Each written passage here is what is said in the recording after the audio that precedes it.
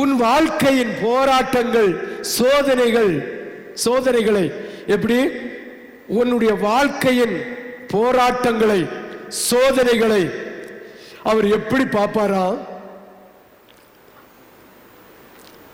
கரிசனையோடு கவனித்து தமது கிருபையை போதுமான அளவுக்கு உனக்கு தருவார். எப்படி? உன்னுடைய போராட்டம் சோதனையில, உன்னுடைய போராட்டத்தில், உன்னுடைய சோதனையில உனக்கு போதுமான அளவுக்கு கிருபையை தந்து சமாதானத்தை கூட நடத்துகிற இயேசு. ஆமென்.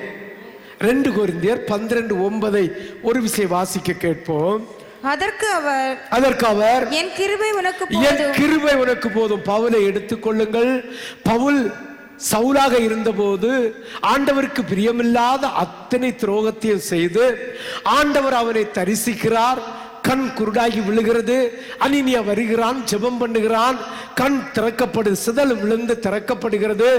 ஆண்டவரே நீர் யார் என்று கேட்கிறான். முள்ளில் உதைக்கிறது உனக்கு கடினமாயிராதோ என்று கேட்கிறான்.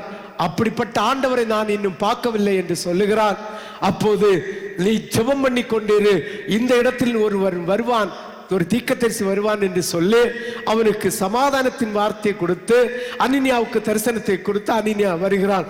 கண் திறக்கப்படுகிறது. அவன் ஆண்டவருக்காக வைராக்கியமாய் வாழ்கிறான்.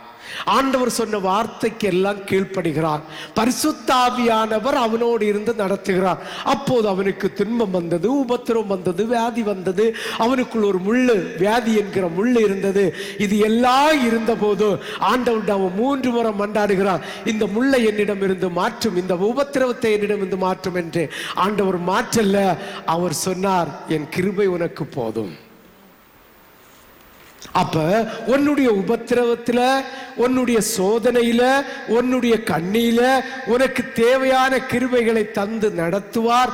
அதில் நீ நிலைத்திருக்க வேண்டுமானால் பரிசுத்த ஆவியானவர் உன்னோடு இருக்கும்படியாக தேவனுடைய ஆலயமாகிய உன்னுடைய சரீரத்தை ஆண்டவருக்கு ஜீவ பலியாய் ஒப்பு கொடுக்க வேண்டும்.